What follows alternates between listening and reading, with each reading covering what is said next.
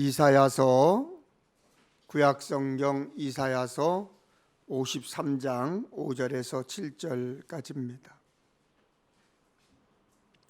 그가 찔림은 우리의 허물 때문이요 그가 상함은 우리의 죄악 때문이라. 그가 징계를 받음으로 우리는 평화를 누리고 그가 채찍에 맞음으로 우리는 나음을 받았도다. 우리는 다 양 같아서 그릇 행하여 각기 제 길로 갔거늘 여호와께서는 우리 모두의 죄악을 그에게 담당시키셨도다. 그가 곤욕을 당하여 괴로울 때에도 그의 입을 열지 아니하였으며 마치 도수장으로 끌려가는 어린 양과 털 깎는 자 앞에서 잠잠한 양같이 그의 입을 열지 아니하였도다. 아멘. 시간의 주인이신 하나님, 하나님의 인도하심과 돌보심으로 여기까지 왔음을 믿습니다.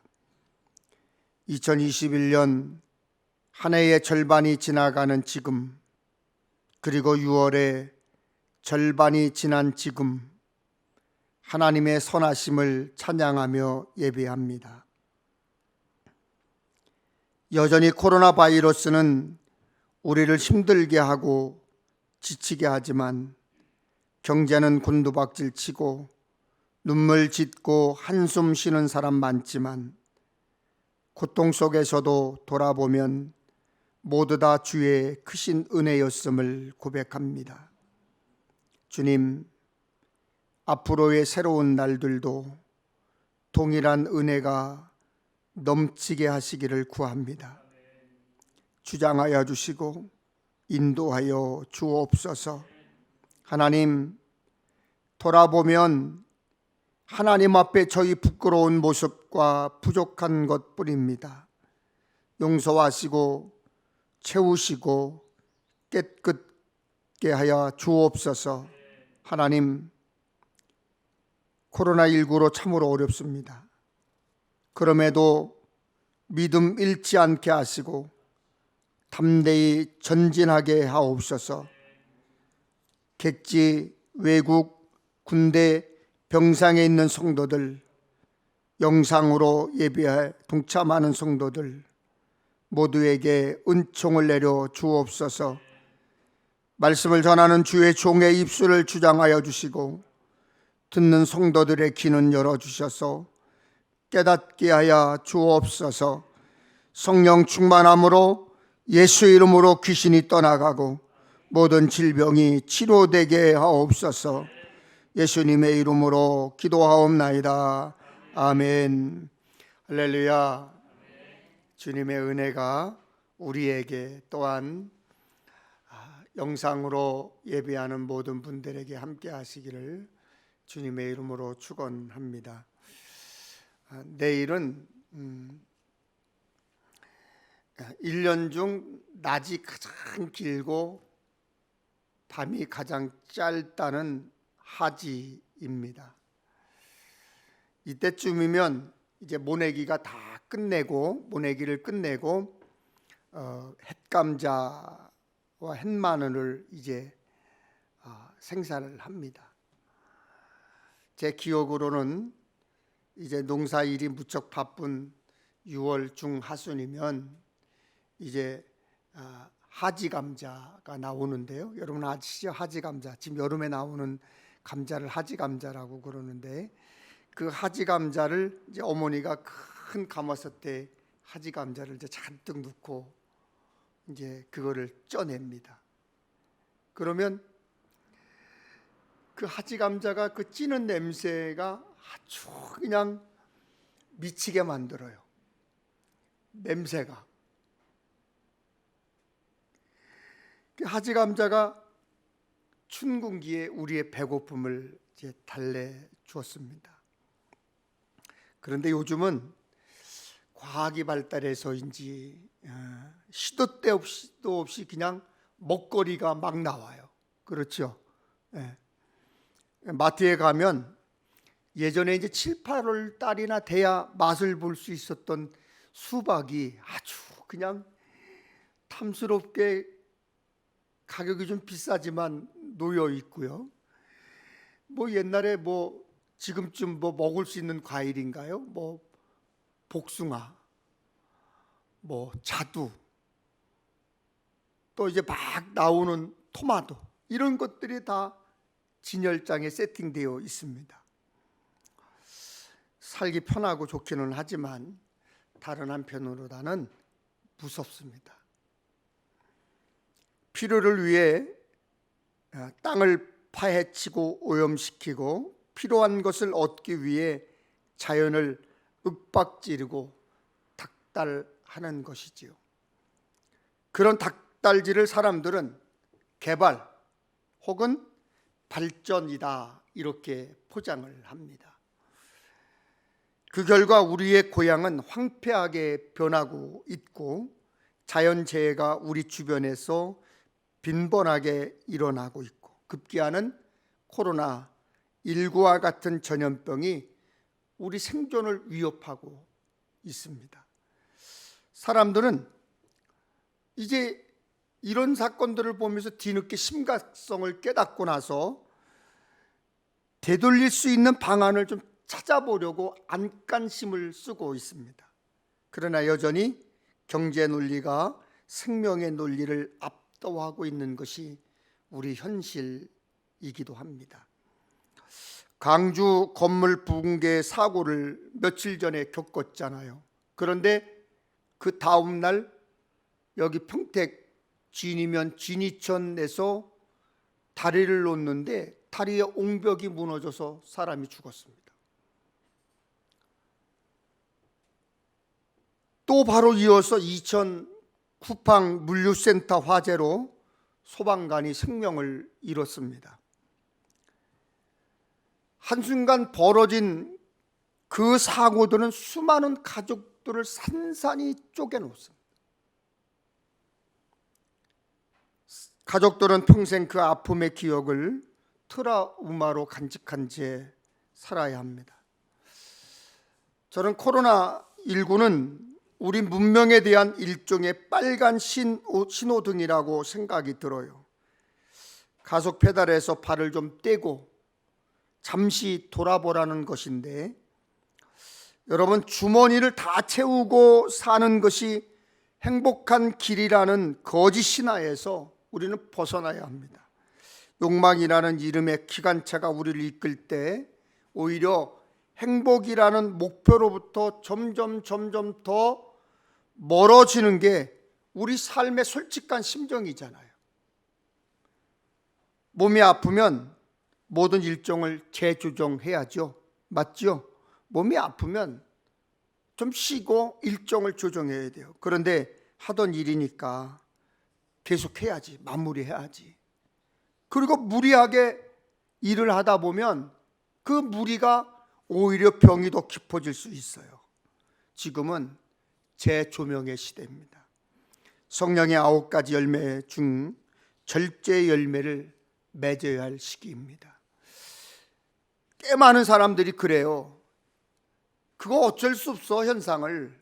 지금 현상은 그거 어쩔 수 없는 거야, 그렇게 얘기를 해요. 그러죠. 그래서 옛 삶의 관성에 저항할 생각을 품지 않습니다. 그러나 믿음의 사람들은 그러면 안 됩니다. 우리는 우리 가능성과 계산에 따라 사는 사람들이 아니라 하나님의 가능성을 믿고 사는 사람들입니다.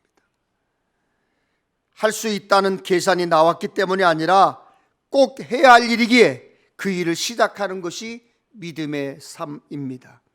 희망을 만드는 사람들은 늘 어리석어 보이잖아요. 희망이란 본래 잘 보이지 않습니다. 아주 희박해 보이거든요.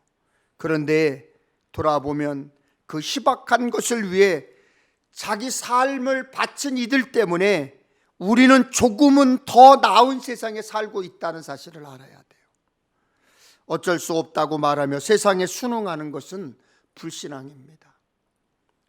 버나드 브랜든 스캇은 세상 다시 상상하기라는 책에서 우리에게 이렇게 말합니다. 익숙한 세상에 적응만 하다 보면 그 시대의 정신을 닮은 사람이 될 수밖에 없다. 다른 삶을 살고 싶어 하면서도 주변의 사람들의 눈치를 봅니다. 그 흐름에서 도태될까 무서운 거예요. 싫지만 어쩔 수 없어서 숨을 헐떡이면서도 세상의 흐름을 뒤따르는 사람들이 있습니다. 물론 그런 흐름에서 벗어나는 이들도 있지만 그들은 소수에 불과해요. 여러분, 우리가 하나님을 믿고 예수님을 믿는다는 것은 세상에 순치되기를 거부하고 새로운 질서를 만들어 간다는 뜻이 아닐까요? 성경은 이것을 옛사람과 새사람으로 구별하고 있습니다. 로마서 10장 9절 10절을 새번역 성경으로 한번 함께 읽어보겠습니다. 시작. 당신이 만일 예수는 주님이라고 입으로 고백하고 하나님께서 그를 죽은 사람들 가운데서 살리신 것을 마음으로 믿으면 구원을 얻을 것입니다. 사람은 마음으로 믿어서 의에 이르고 입으로 고백해서 구원에 이르게 됩니다. 입으로 하는 고백과 마음으로 믿음이라는 단어가 나란히 등장하고 있습니다. 하나님의 말씀이 아주 가까운 곳에 있다는 것이죠. 말씀은 우리의 입에 있고 마음에 있다는 것입니다. 하나님의 뜻은 특정한 사람들에게만 알 수 있는 신비로운 가르침이 아닙니다. 이미 우리 속에 심겨져 있는 거예요. 다만 세상의 때가 묻어 가리워져 있을 뿐입니다. 예수님을 주님으로 고백한다는 것은 그리스도의 삶과 가르침을 우리 삶의 최고 원리로 삼고 살기로 작정했다는 뜻입니다. 그래서 고백은 헬라어로 호몰로케오 그럽니다. 자기 속마음을 숨기지 않고 드러내는 일을 말합니다. 죄를 고백하는 것에 머물지 않고 주님으로 말미암아 우리 삶이 회복되었다는 것을 기억하며 감사하며 사는 것입니다. 마음으로 믿는 것과 입술로 고백하는 것은 둘이 아니라 하나입니다. 그렇죠. 여러분, 믿는 고백 속에서 삶이 이루어지기를 주님의 이름으로 축원합니다. 여러분, 혹시 사무치게 그리운 분 있으세요? 보고 싶은 분 있으세요? 저는 요맘때쯤 되면 어머니가 그렇게 보고 싶어요. 그리고 친구들이 그렇게 생각이 나요. 한 2개월 전에도 지금 미국 기아대책 총본부장인 정승호 목사님이 친구인데, 초등학교 동창인데, 그 친구가 초등학교 동창들 만나서 밥 먹자 그래서 나갔다 왔는데, 예전 같았으면 안 나갔을 거예요. 근데 친구들을 만난다고 하니까 얼굴을 보고 싶은 마음에 그냥 달려갔다 왔습니다. 학창시절의 은사님이 생각이 나고요. 또 고향인 안성, 제가 막 이렇게 빨개 벗고 또 친구들하고 산으로 들로 냇가로 돌아다녔던 그 고향이 생각이 나고 첫사랑이 생각이 나고 그렇습니다. 한 번쯤 보고 싶지요. 자식을 멀리 보낸 부모는 자식에 대한 그리움이 있을 것이고, 사랑하는 가족이나 친구를 멀리 하늘로 떠나보낸 분들도 많이 보고 싶을 것입니다. 물론 저에게도 그런 분이 계신데, 그리워하던 어머니가 주님께로 가셨습니다.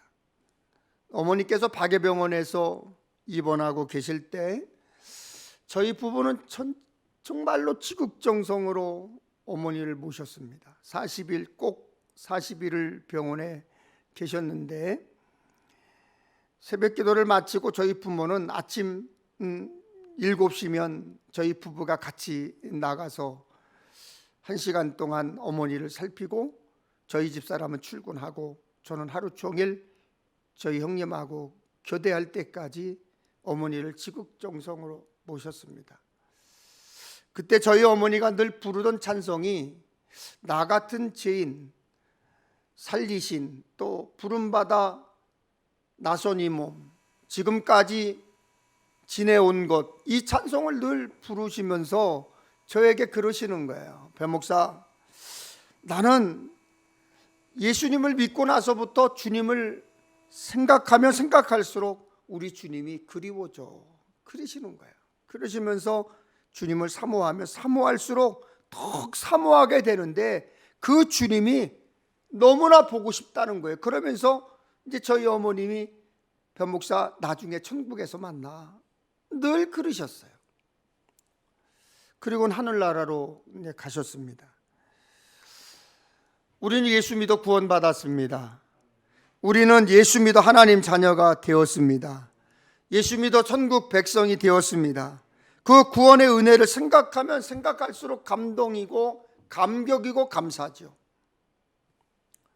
그래서 주님이 그립고 더 그리워집니다.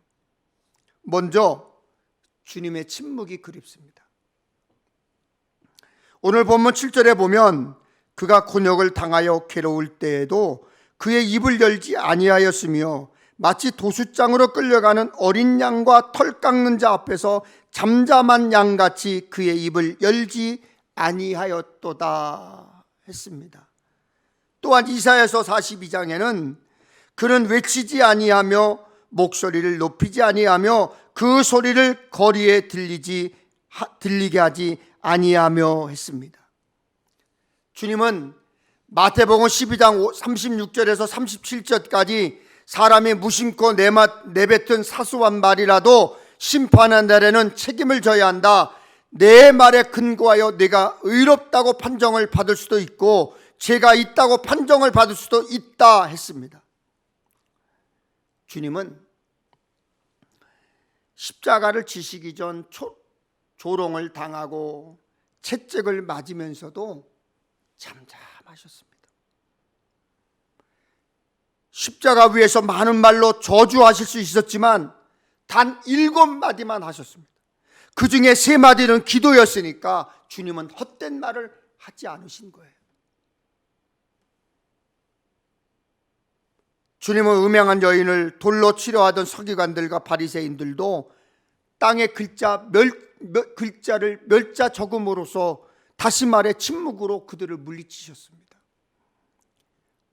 그런데 우리는 하나님 앞에서 사람들 앞에서 말이 너무 많아요.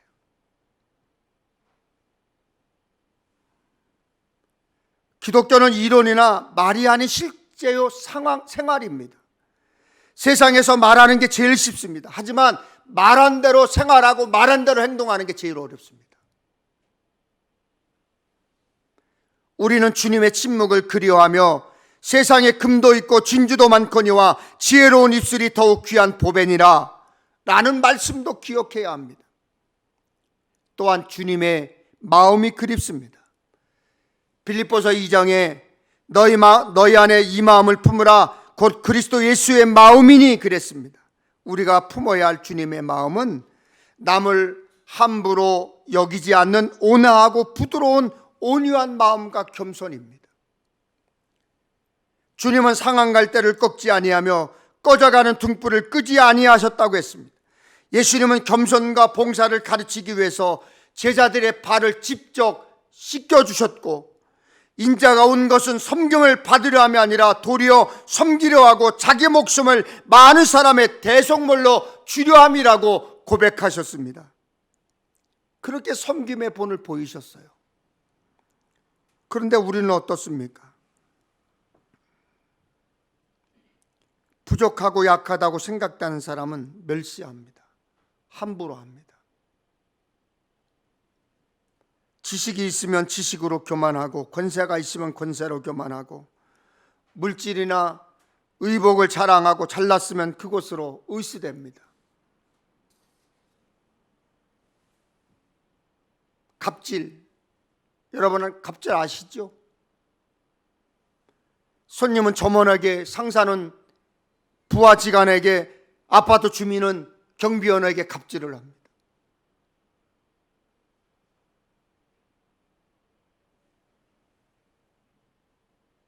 그런데 더 놀라운 사건은요, 우리 목사 세계에도 그런 갑질이 있어요. 선배가 후배를 하대합니다. 함부로 합니다. 막 소리 지르고 야단을 칩니다. 그런데 높다면 얼마나 높을까요? 있다면 얼마나 있을까요? 잘났으면 얼마나 잘났을까요? 예수님은 겉만 보기 좋게 꾸미는 외식하는 사람들에게 화 있을진저 하시면서 잔과 대접의 겉은 깨끗이 하되 그 안에는 탐욕과 방탕으로 가득하는도다 했습니다. 위선, 그릇됨, 외식으로 가득한 우리의 마음은 예수님의 마음인 겸손과 비움을 본받아야 합니다. 내려놓음을 경험해야 되는 거예요.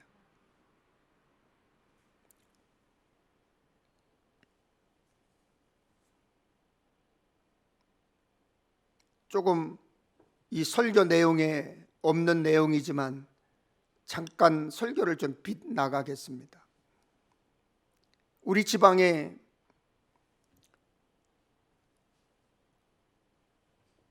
작년에 안수를 받은 30대 중반의 목사님이 계세요.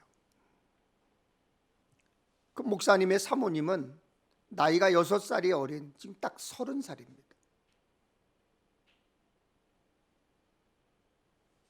근데 제가 그 목사님 부부가 고학력자잖아요. 그럼에도 불구하고 주님의 일을 하겠다고 모든 걸 다 포기하고 목회의 길로 들어선 것이 너무나 이쁜 거예요. 너무나 이뻐 보여요.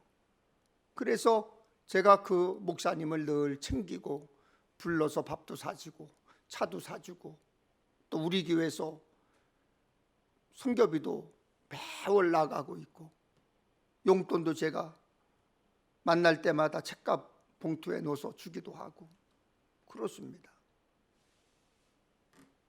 얼마 전에 저희 부부가 이 목사님 부부를 초대를 했어요.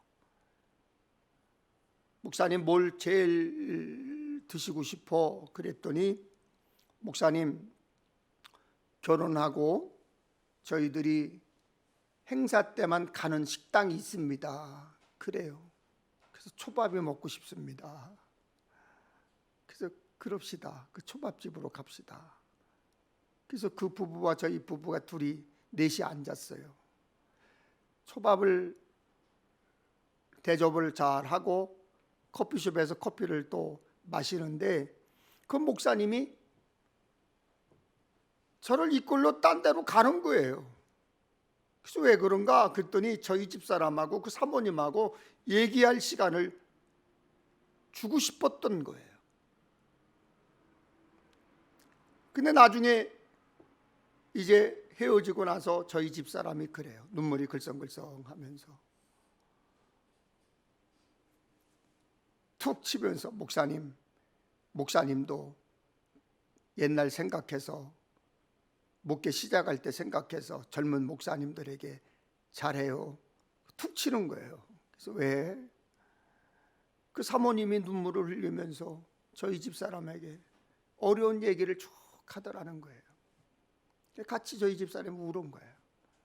근데 그 목사님이 저를 만날 때마다 늘 그렇게 고백을 한대요. 들어오면서 여보 나 배종관 목사님 만났는데 아버지 만난 것 같아. 그냥 속에 있는 얘기 다른 목사님들에게는 못하는데 그 목사님에겐 다 할 수 있어. 그리고 그 목사님에게 얘기를 하고 나면 속이 다 후련해. 그러더라는 거예요 늘. 그러면서 저희 집사람이 또 울면서 고백을 하더라는 거예요. 저는 그 얘기를 듣고 얼마나 마음이 무거운지 몰라요. 더 잘해야 되겠다.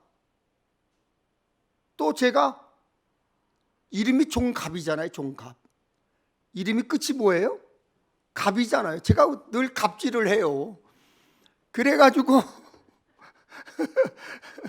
제가 갑질을 해요. 늘 종갑이니까.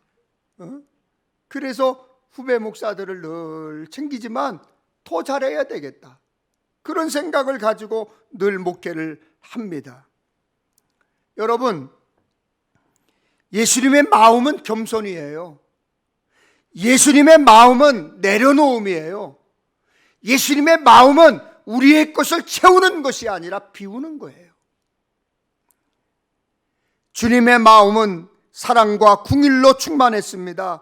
긍휼은 다른 사람을 불쌍하고 가엽게 여겨 도와주는 것을 말합니다. 오병이어의 기적, 보리떡 5개와 물고기 2마리로 많은 사람을 먹이셨던 기적도 주님의 긍휼하는 마음이 있었기 때문에 가능했습니다. 주님은 병든 자를 보실 때도 그냥 지나치지 않으셨습니다. 죄악으로 망할 예루살렘을 향해서 눈물을 흘리셨습니다. 십자가를 지고 가시는 주님을 따르던 여인들을 향해서 예루살렘의 딸들아, 나를 위하여 울지 말고 너희와 너희 자녀를 위하여 울라, 그러셨습니다. 십자가 위에서 회개한 행악자에게는 오늘 내가 나와 함께 낙원에 있으리라 하셨습니다. 심지어 예수님은 너의 원수를 사랑하며 너희를 박해하는 자를 위하여 기도하라 하셨습니다. 여러분, 어떻게 원수를 사랑하고 나를 괴롭히는 사람을 위해서 기도할 수 있겠습니까? 그런 사람을 어떻게 사랑하고 기도할 수 있어요? 이처럼 주님의 마음에는 사랑과 긍휼이 충만했습니다. 우리는 어떻습니까? 하나님을 모르고 죄악으로 죽어가는 영혼을 위해 눈물을 흘리지 않습니다. 자기는 예수 믿어 구원받았고 천국에 갈 것이며 영원히 산다고 말하면서도 영원히 사는 천국에 멸망이 없는 것을 모르는 사람들을 위해서 눈물을 흘리지 않습니다. 타락한 성도들을 보고 애통해하지도 않고 이웃의 아픔과 상처와 고난과 고통을 보아도 외면합니다. 우리는 주님의 긍휼과 사랑과 온유의 마음을 그리워해야 합니다. 어느 책에 이런 기도문이 있습니다. 주여, 당신의 마음이 그립습니다. 나의 이 악한 목석 같은 마음을 거두시고 당신의 거룩한 마음 내게 주시어 당신의 성품을 담게 하소서. 우리 마음도 이런 마음이 되어야 합니다. 그리고 주님의 생활이 그립습니다. 우리도 넉넉하지 않지만 예수님도 매우 가난하셨습니다. 주님은 이른 아침 길가의 무화과 나무에서 열매를 찾을 만큼 배고프게 지내셨습니다. 그리고 여의도 굴이 있고 공중의 새도 거처가 있으되 인자는 머리 둘 곳 없다고 하셨습니다. 그럼에도 주님은 가난 때문에 슬퍼하지 않고 낙심하지 않았습니다. 오히려 제자들에게 그러므로 염려하여 이르기를 무엇을 먹을까, 무엇을 마실까, 무엇을 입을까 하지 말라 가르쳐 주시면서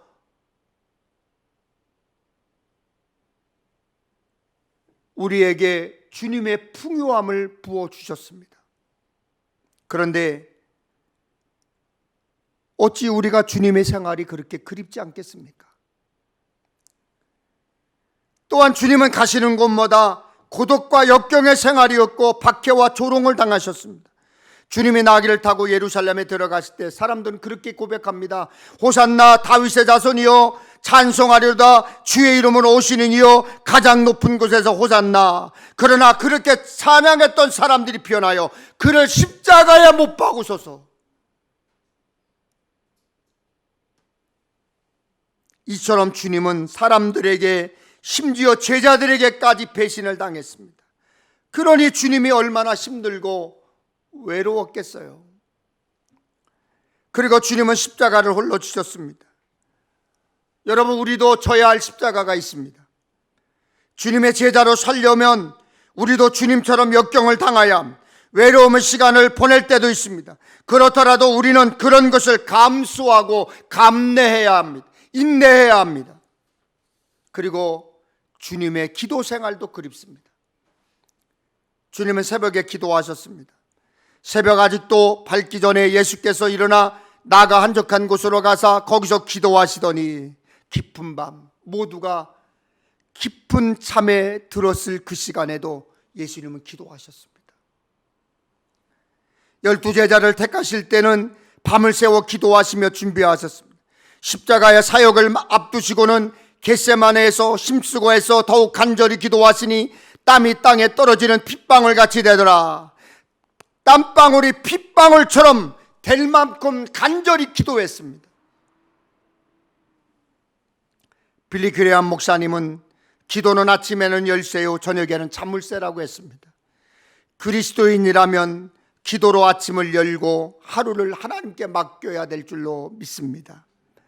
새벽에 교회에 나와 기도할 수 없더라도 아침에 일어나 첫 시간에 먼저 하나님께 하루를 주신 감사합니다, 하나님의 영광을 위해 사는 하루 되게 해주세요라고 기도해야 합니다. 저녁에는 보호하시고 인도해 주심에 감사하는 기도로 하루를 마감해야 합니다. 그렇게 사는 그리스도인들이 망하지 않습니다.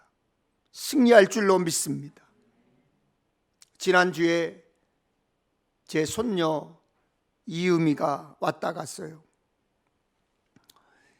10개월 된 여자아이인데 이렇게 방에 들어와서 이렇게 앉아서 있다가 갑자기 우는 거예요. 와! 우니까 저도 깜짝 놀라서 이음아 왜 그래? 저희 집 사람도 이음아 왜 그래? 지 아빠 엄마도 이음아 왜 그래? 그러니까 지 엄마가 얼른 가서 이음이를 얼른 안고 일어서더라고요. 그러더니 배가 고픈지 그거 배가 고픈 것처럼 보였나 봐요. 그러니까 얼른 그냥 우유를 막 타가지고 그냥 그 젖병을 입에다 탁 물어주니까 안 우는 거예요. 울음이 뚝 굳히는 거예요.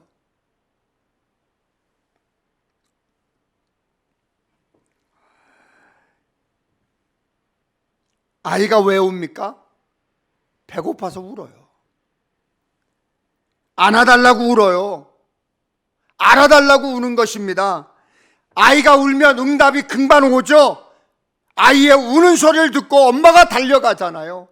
다 놀래서 그 아이에게 집중하잖아요. 하나님은 지금도 기도하는 사람에게 약속하신 성령을 주십니다. 기도하는 사람에게 사명과 응답을 주십니다. 문제는 우리가 기도하지 않는다는 거예요. 기도하는 삶이 되시기를 주님의 이름으로 부탁을 드립니다. 기도하는 사람이 이깁니다. 마지막으로 주님의 죽음과 부활이 그립습니다. 주님은 십자가에서 다 이루었다 하시고 돌아가셨습니다. 우리도 맡겨진 사명을 다 이루어야 합니다. 다 이루었다, 최선을 다했다 할 수 있어야 합니다. 바울은 나는 선한 싸움을 싸우고 나의 달려갈 길을 마치고 믿음을 지켰으니 이제 후로는 나를 위하여 의의 면류관이 예비되었으므로 주 곧 의로우신 재판장이 그날에 내게 주실 것이며 내게만 아니라 주의 나타나심을 사모하는 모든 자에게도니라 했습니다. 우리에게 주어진 선한 싸움을 다 싸우고 달려갈 길을 다 마치면 우리도 의의 면류관을 받게 될 것입니다. 그것이 주님의 죽음을 그리워하는 성도의 마지막 모습이에요.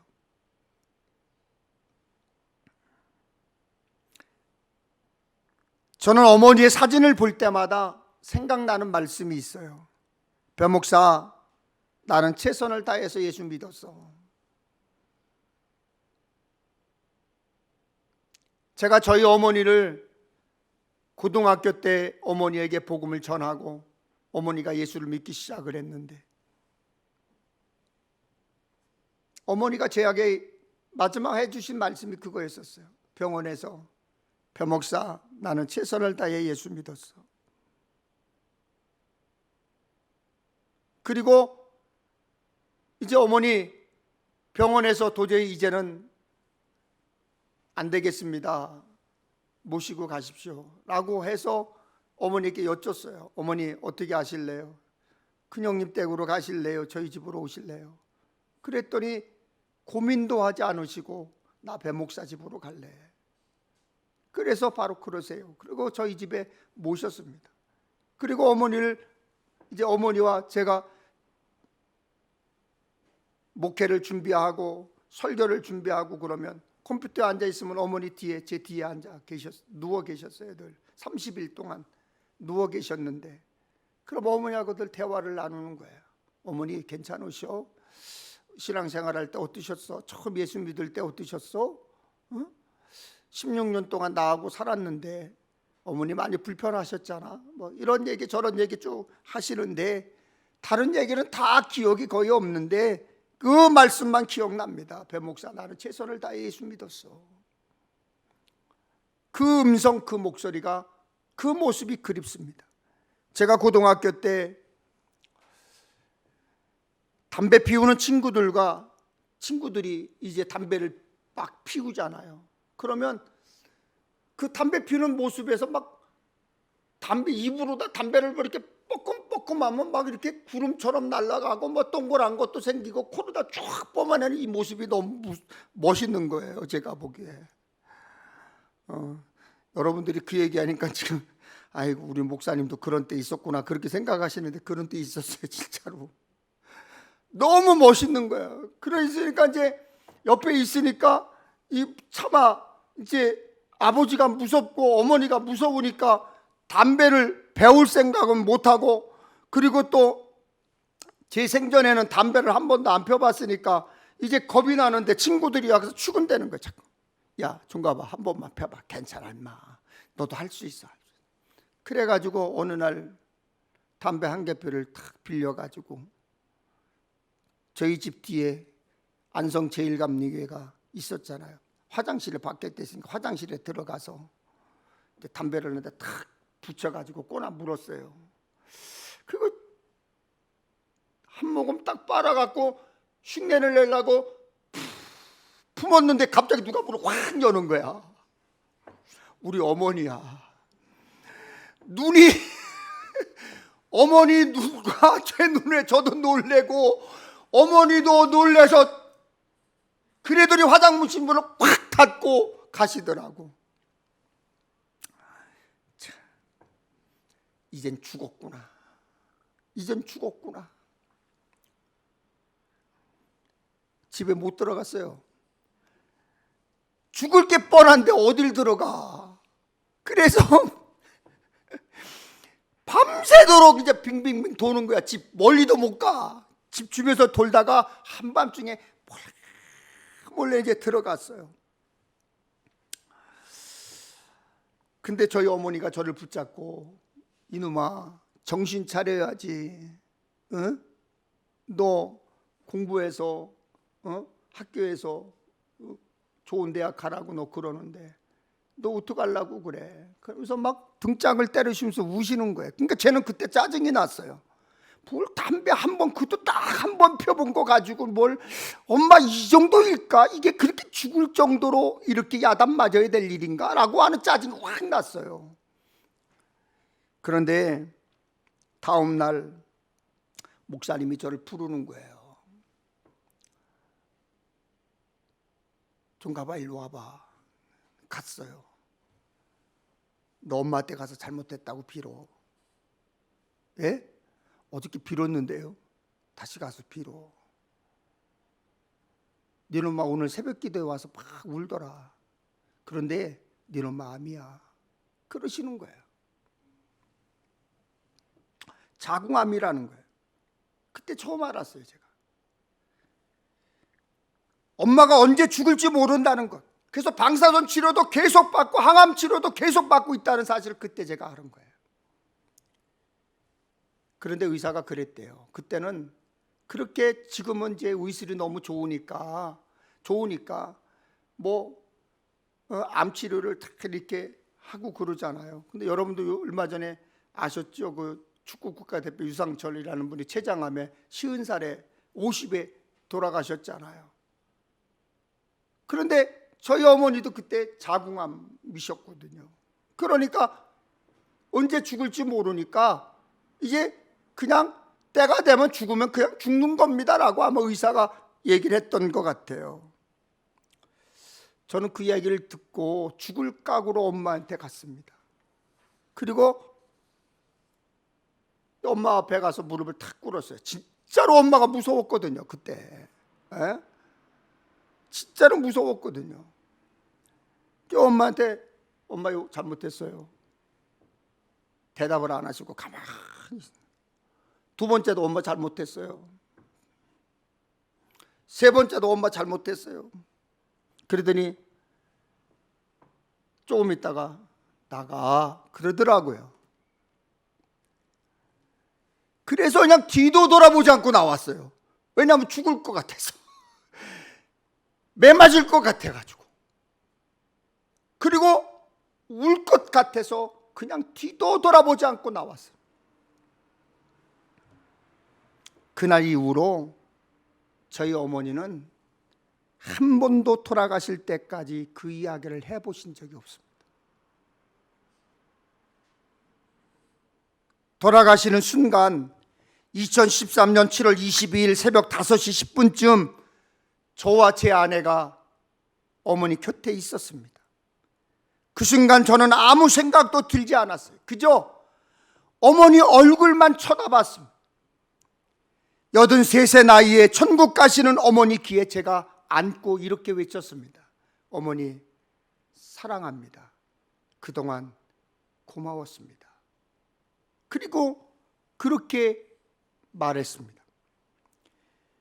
제 어머니는 내가 언제 죽을지 모른다라는 마음으로 80이 넘는 연세에도 우리 교회에 조금의 도움이 되라고 안성에서 아침에 눈을 뜬 후 저녁에 잠자리에 들 때까지 작은 리어카를 끌고 폐지를 주워 파시고 그 돈을 우리 교회 헌금으로 보내셨습니다. 제가 가끔 아내를 데리고 안성에 가요. 그럼 집에 가보면 어머니가 계시지 않아요. 그럼 어머니가 빤히 어디 가신 줄 아니까 제가 어머니한테 달려갑니다. 신사복을 입은 채 저희 집사람하고 둘이 가보면 저희 어머니가 폐지를 줍고 계세요. 그러면 제가 그 리어카를 끌고 어머니 제가 끌어드리 아니야 배 목사 자네 목사가 그러면 안 돼. 아니 어머니 제가 끌어드릴게. 제가 끌고 가면 어머니는 미안해하시고 반대하시면서도 그게 그렇게 좋으신 거예요.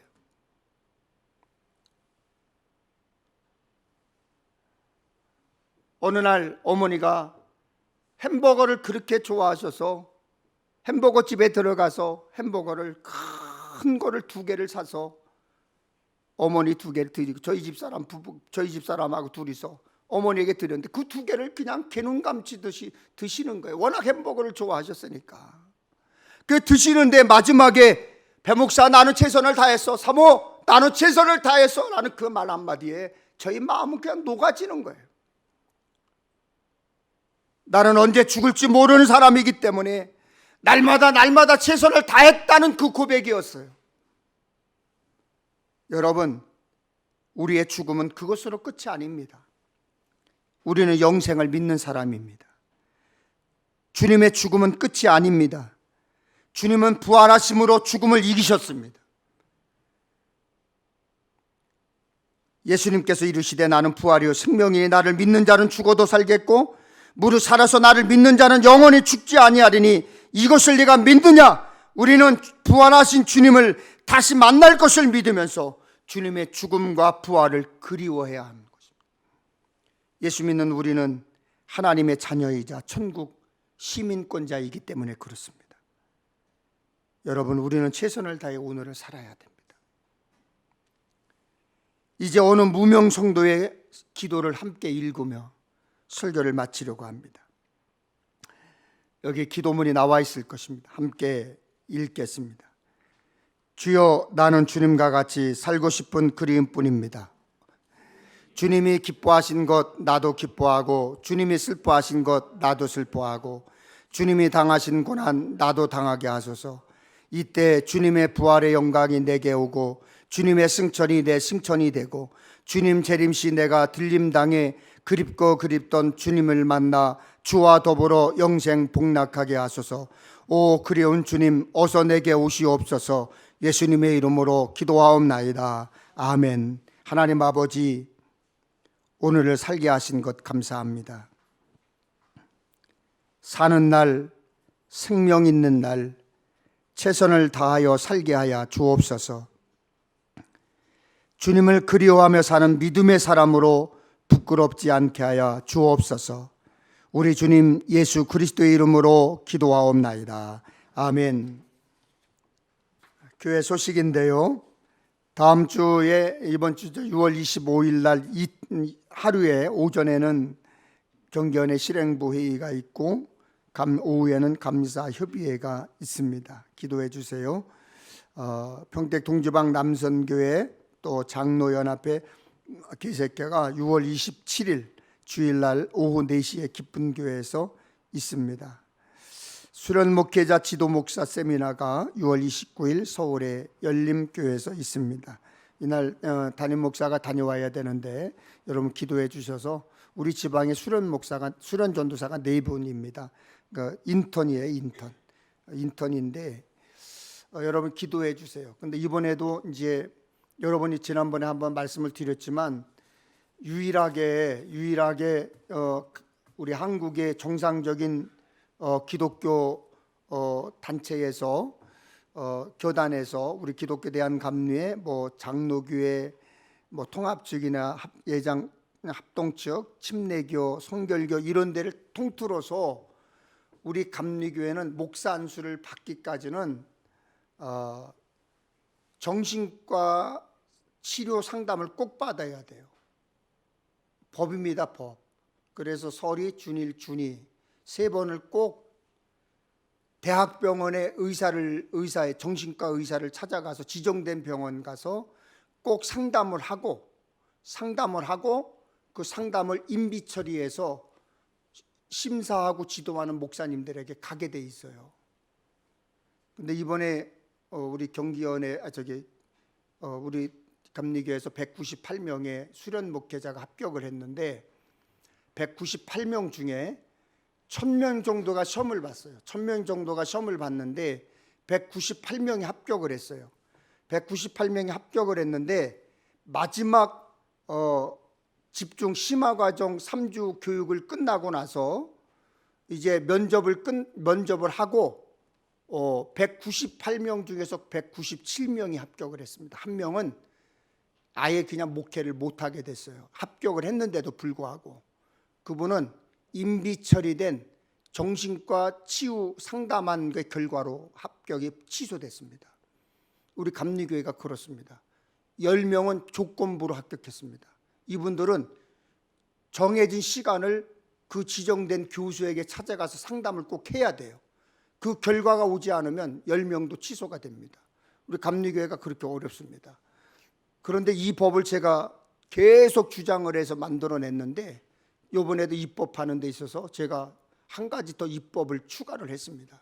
계속 이철 감독회장님에게도 제가 그리고 장정 개정위원장회 때도 그 제안서를 제가 올렸어요. 뭐냐면 안수를 받고 나서도 5년에 한 번씩 정신과 상담 치료를 받아야 된다. 이게 법으로 만들자 그랬어요, 제가. 왜냐하면 목사님들이 시간이 지나면 피폐해지거든요. 그래서 받아야 된다, 제가. 그렇게 계속 주장하고 있어요. 될지 안 될지는 모르겠습니다. 그러나 그렇게 주장하고 있어요, 저도. 그러니까 여러분이 기도해 주시고 우리 감리교회가 바르게 서야 돼요. 한순간에 무너져요. 한순간에. 여러분들 그냥 막 TV에도 나오고 막 그 교회를 조금 다녔다고 하는 사람들은 다 아는 목사님들이 한순간에 팍팍 쓰러집니다. 팍팍 쓰러져요. 죄송한 얘기지만 그냥 막 물질 문제 때문에 여자 문제 때문에 그냥 그 자리에서 쓰러져 가지고 목회 못해요. 감리교회 다 탈퇴했습니다. 탈퇴가 아니라 퇴해 조치했습니다. 감리교회에서. 꽤 유명한 목사님들이 방송 나오고 막 TV 나오고 막 이랬던 목사님들이 막 한순간에 그냥 막 돈 문제 여자 문제 때문에 감리교회에서 다 잘라버렸어요. 목회 못합니다. 우리 감리교회에서. 한순간이에요. 한순간. 그러니까 여러분들이 기도 많이 해주세요. 배종관 목사를 위해서도 기도해 주십시오. 아멘. 예, 제가 아무리 제가 거룩하게 살려고 노력해도 무너지는 거는 사탄이 와서 무너지게 하는 거는 한순간이에요. 그러니까 여러분이 기도해 주시고 정말로 이제 작은 교회에서 목회하지만 무시하지 마세요. 저도 작은 교회에서 목회하지만 큰 교회에서 목회 오라고 하는 것도 안 간 목사인데 그게 그렇게 중요한 건 아니잖아요. 그러니까 여러분들이 저를 위해서 기도해 주시고 그래도 이렇게 여러분이 늘 기대할 수 있고 상담할 수 있는 거룩한 목사, 정말로 목사다운 목사 되게 달라고 여러분이 기도해 주시면 제가 마지막 목회할 때까지, 천국 갈 때까지 잘하다가 갈 줄로 믿습니다. 그렇게 해주실 거죠? 기도해 주실 거죠? 네, 축도로 예배를 마치겠습니다.